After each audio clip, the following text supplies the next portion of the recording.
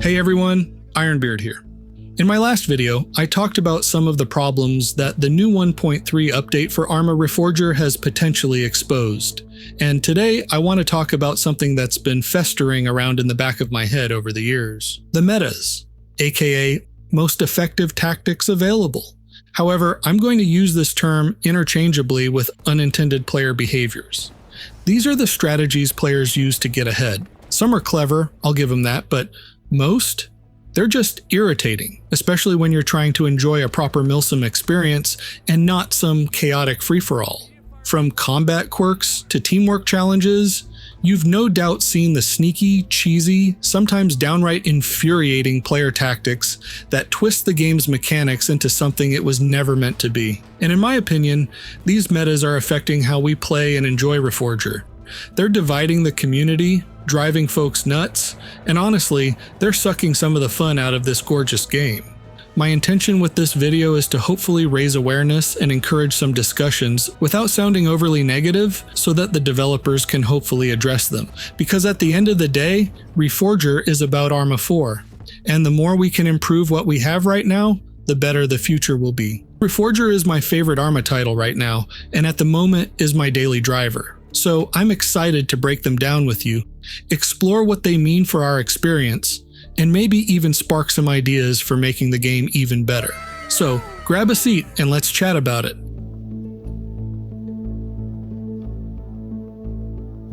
For the uninitiated, meta in gaming usually stands for most effective tactic available. Sounds fancy, right? If you're new to the term, metas are the standout tactics players rely on to succeed due to some imbalance. Ideally, they'd showcase skill, teamwork, creativity, and represent real-world military doctrine of the time period, hallmarks of Arma's appeal. In the real-life PvP zone of Ukraine, the meta there is drones and artillery. But in Reforger, some metas lean on game mechanics in ways that can feel less intentional, shifting the focus away from the tactical, immersive gameplay we love, and turn the game into a series of combat tricks, teamwork hiccups, technical edges, or progression quirks that cheapen the experience. First, the combat metas, the ones that turn a tense firefight into a circus act.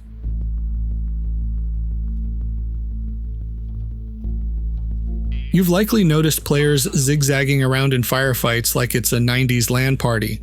It's a move pulled from faster shooters, but in Reforger, it can throw off the game's hit registration. This obviously makes it harder to land shots, turning fights into a dodging contest rather than a test of positioning and precision. It's not tactical, it's just silly. We're soldiers, not breakdancers.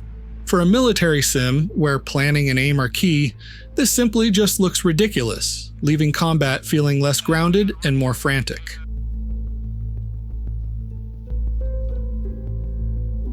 Then there's the third-person meta.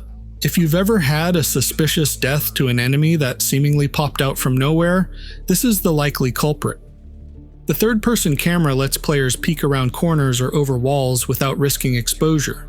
It's a handy feature for single-player or co-op games, but in PvP, it allows players to put their thumb on the scale. Because players will often run up against the edge of a rock wall or bush and use the camera to watch your movements, then wait for you to turn around before making their move. Engagements lose much of their tension when one side can scout for information safely, reducing the skill of timing and situational awareness. And it also looks silly when someone is shoving their face in the ground or walking backwards at corners of a building. Instead of heart-pounding close quarters moments, fights are more about camera angles, less about soldiering and more about mechanics. The developers have stated that they will create some first-person only servers someday, but they don't have them right now because periscopes and vehicles don't work. However, there's already mods that solve this problem, such as allowing only the driver, pilot, and commander of a vehicle to use third person, which has actually been available for a while now. Now I can already predict the comments saying to just go find a community server that has these mods, but that completely disregards the point. The point is that I feel that these issues shouldn't be baked right into the game in the first place, and the few people who actually do want to engage with the vanilla content shouldn't have to scour the server browser to find the perfect server that may or may not exist in 2 weeks.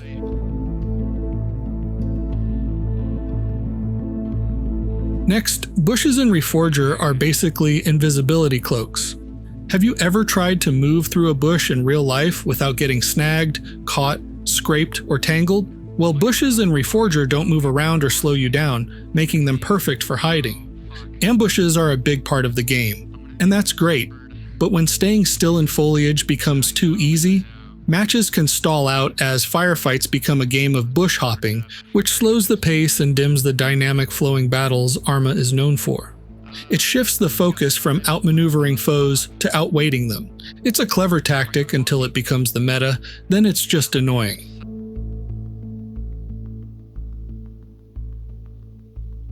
Next up is the insatiable RPG spam. Every firefight's a rocket party now. It's less Cold War Milsim and more Michael Bay teenage power fantasy. Sure, it's fun to blow stuff up, but when everyone's a walking bazooka, it gets old fast. This can overshadow the variety of tactical options, like choosing between rifles, grenades, or support, and make combat feel one-note. In fact, who needs mortars and gunships when you can just spam RPGs? Vehicles and bases get blasted apart just as quickly, which might thrill some, but it can drown out the deeper strategy Reforger tries to offer, leaving matches feeling chaotic instead of calculated. The point is that I feel these combat metas nudge the game away from its authenticity. The immersive, deliberate firefights we crave, where every shot counts, sometimes give way to a faster, less predictable style that doesn't quite fit the Milsim soul when everyone is running around as the universal soldier. Next, the metas that make teamwork feel like a pipe dream.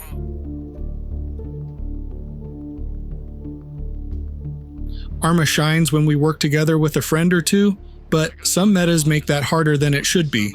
Go to any official server and you'll likely see a huge list of solo squads. The reason? Multiple. A lot of lone wolves out there create solo squads simply because they're either shy or hate people and don't want to be bothered, and if you've ever heard the collective IQ of your teammates on public servers, then who can blame them? However, there is a much more practical reason for creating solo squads, and that's because you can only see squad leader markers on the map. So if you create your solo squads, you can sidestep the design decision to force players to learn how to read a map. And this, I feel, undermines cooperative team dynamics. Squad play is about communication and shared goals. When folks go lone wolf with team perks, it chips away at that spirit, leaving matches feeling less connected and more individualistic. What I've done with my own player map markers is to lean into the no player map marker dynamic by creating a radio operator role that shows the markers for all friendlies within a few hundred meters. When the radio operator dies or goes uncon, so goes the updated information of the battlefield. It feels quite nice, actually. Supply shaming is a behavior that is a bit personal for me.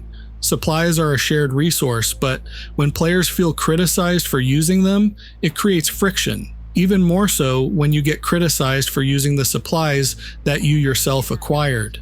I can't tell you how furious I become when I, on more than a few occasions, get an earful from some know-it-all for spawning in a helicopter that I specifically delivered the supplies for, only to see those same people use up all the supplies that I had delivered into that base over the last hour. In fact, another dynamic begins to develop where people who put in the work to acquire an expensive vehicle get very defensive about other people using it. Instead of encouraging bold moves or creative builds, this pressure can make people avoid contributing altogether.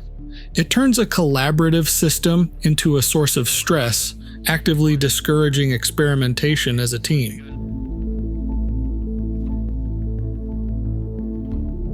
Ever seen a match turn into a ping pong game? That's rushing objectives without any clear direction.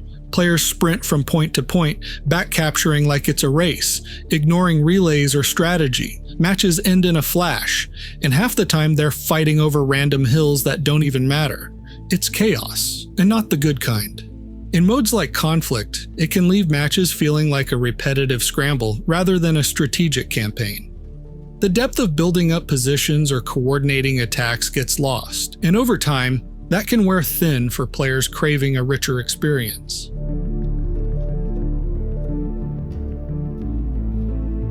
And let's not forget the vote kicking meta, where players who are being vote kicked simply leave the server during the vote, which cancels it, only to come right back. In many instances, they'll initiate a vote against their victims and then get them kicked. It's crazy. These metas weaken the squad vibe that makes Arma special. When teamwork feels optional or tense, we miss out on the camaraderie and coordination that turn good matches into great ones. There are technical metas which create gaps between players too, especially across platforms. Us PC folks can dial down grass and shadows until the map's a flat, barren wasteland, perfect for spotting enemies for the average PvP sweat. Meanwhile, console players are stuck with default settings, trudging through tall grass like it's a jungle. This imbalance frustrates console folks who feel exposed, and it pulls focus from tactics to tech, which isn't the level playing field Reforger aims for. It also means that if you want to be competitive, you have to sacrifice good visuals for an experience that looks like it was created in 1999. Then there's the nighttime meta. At night, players on PC often crank up gamma or brightness to see without flashlights. It's a clever trick, but it strips away the challenge of dark ops, those tense moments of popping off flares or sticking close to your squad. Again, console players are usually unable to tweak these settings and face a tougher time, and what should be a tactical choice becomes a settings advantage. Nighttime loses its edge, and that's a shame in a game built for immersion with lighting that looks as good as it does. Finally, the metas that turn progression into a second job.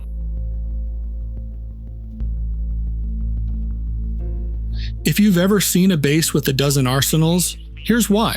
Players are building arsenals to use as supply storage to grind ranks, because they're small and cheap. The focus shifts from building a base for defensibility to building stashes to make it easier for rank grinding, which leads us to our most recent meta.